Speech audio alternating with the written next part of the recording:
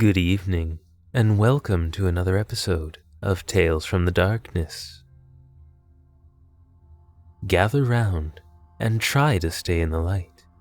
Some of the others from the dark aren't quite as civil as I am, and I hate having to clean up the mess.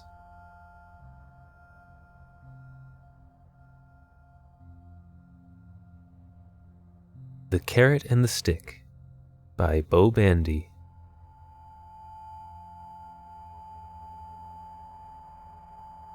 I couldn't really tell you the exact moment we noticed the hiss. It was somewhere around the time my family moved into a rundown apartment on the south side. The previous tenants left some boxes in their haste to avoid paying the rent. Most of it was worthless junk, but being the sort of enterprising folks who utilize the found treasures, we kept some of it.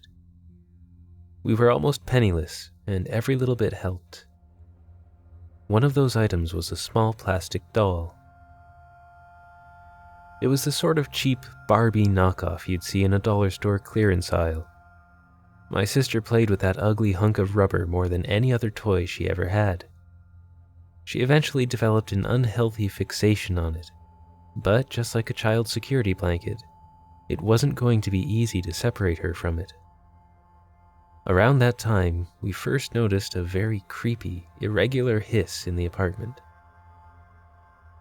It always seemed to be coming from my sister's bedroom, but we could never locate the source of it.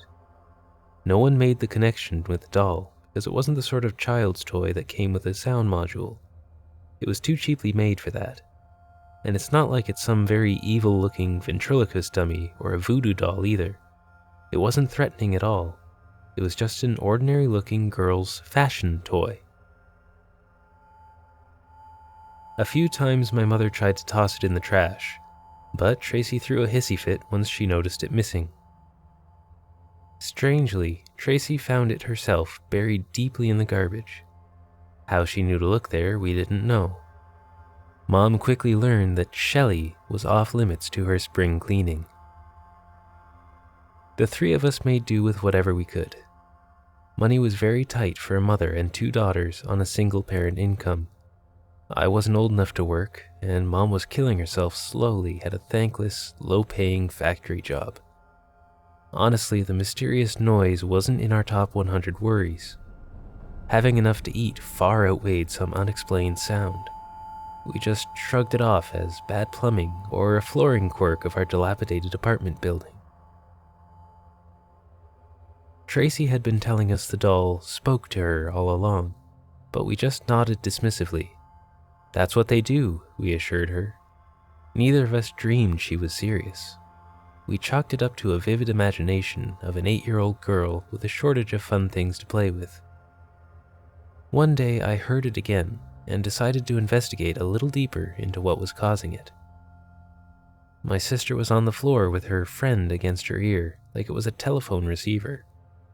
Only then did I finally realize where the unexplained noise was coming from. I moved a little closer to confirm my suspicions, but it stopped abruptly. I don't think Tracy had heard me enter the room, but she turned around to face me like she knew I was there. It was like the damn doll had tipped her off. "Does Shelley always make that odd hissing noise when you squeeze it?" I asked. Only later did I realize it was a solid piece of molded rubber. Tracy seemed a little nervous by my question. I wasn't sure why she reacted that way, but I figured it out by what she said next. "Shelley was just telling me about the previous family who lived here. They were bad people. They did things that would get them in trouble with the police. Shelley made them move far, far away so they wouldn't hurt anyone else ever again." Her matter-of-fact tone worried me. It was delivered with the devout sincerity of a true believer in the magic of a talking doll. I had no doubt she felt she was telling the truth, but some of that could be chalked up to a child's tenuous grasp of reality. They are quick to accept fairy tales as truth, but blind acceptance in fantasy erodes later with the age of reason. Regardless of my greater number of life experiences, I couldn't explain how Tracy knew the discarded Barbie was in the trash, or what caused the strange hissing. In an effort to engage my sister's logical thinking, I asked if Shelley might tell me things too. Tracy looked concerned, as if my question was inherently dangerous to even consider. She reacted as if I had broached a deep, thought-provoking topic. Without asking, I picked up her little friend and put it to my ear, the same way she'd been listening earlier. Tracy almost choked. Presumably, the reaction was from me picking up Shelley. I expected to hear a louder version of the nondescript radio static I'd heard earlier, but it just wasn't like that at all. I can't describe my frenzied state of mind when I realized it was actually saying things and not just pre-recorded phrases. It was really talking. I dropped the cursed thing like a hot potato burning my hands. Tracy was visibly shaken, but I could tell she wasn't concerned about her doll. She was concerned about how dropping it might affect me. "You should be more careful, sis. Shelley doesn't like to be dropped. You wouldn't want to get her mad. She can do things. Powerful things." I backed away slowly. I had to regroup and figure out how to convince our mother that Tracy's innocent-looking toy was somehow possessed by a malevolent spirit. It wasn't going to be easy. Who would believe such a bizarre thing? It took everything I had not to grab it and throw it out the window, but I knew Tracy was totally bewitched by it. I had to find a way to break its tight little spell on her. Until then, I had to pretend to be on board with the spiritual seduction of my little sister. I didn't want to think of what unknown force was inhabiting that inanimate slab of rubberized plastic. Predictably, our mom only heard Tracy's part of the conversation at first. We see and hear what we want to see and hear. Then, Mom thought Tracy was somehow doing both parts of the conversation. It was a subtle form of denial, because to believe such a thing is inviting madness. Eventually, she had to accept it. Just like me, Mom wanted to snatch up the doll and destroy it in the incinerator, but I convinced her that Tracy would have another meltdown. We needed to play it smart. We had to rationalize with her about things until she could see clearly for herself. If we went at it directly, it would backfire, and we'd also bear the wrath of the doll. There was no telling what that might entail, but the disappearance of the previous tenants suggested crossing Shelley was a very dangerous proposition. There had to be a way to pry it and its consuming influence away from Tracy, without all of us paying in unmentionable ways. First, we approached Tracy about it in a non-confrontational, non-threatening way. Her guard would ordinarily be way up, and whatever thing inhabiting the doll would also suspect a separation plot from us. We asked if Shelley would let us know if there was going to be bad weather anytime soon. Unexpectedly, Tracy informed us via her window into the future that a strong thunderstorm was imminent. Sure enough, only a few minutes later, the storm started, and it was a doozy. My mom and I realized that it had a real grasp of future events. As a clairvoyant entity, among other frightening possibilities, it didn't pay to underestimate the dark powers it obviously had. Tracy relayed a number of messages and warnings from her unidentified rubber friend. We didn't dare cross it, for fear of finding ourselves in a similar fate to that of our apartment predecessors. Over the next few weeks, we were notified about car accidents nearby, stock market fluctuations, crimes in progress, and a number of financial investment opportunities. Nervously at first, we heeded the advice of a possessed dime store doll. My mom had squirreled away a small nest egg for monetary emergencies. Based on the impressive accuracy of previous revelations, she bet all she had on a horse race. The horse won, and Mama made a bundle of money.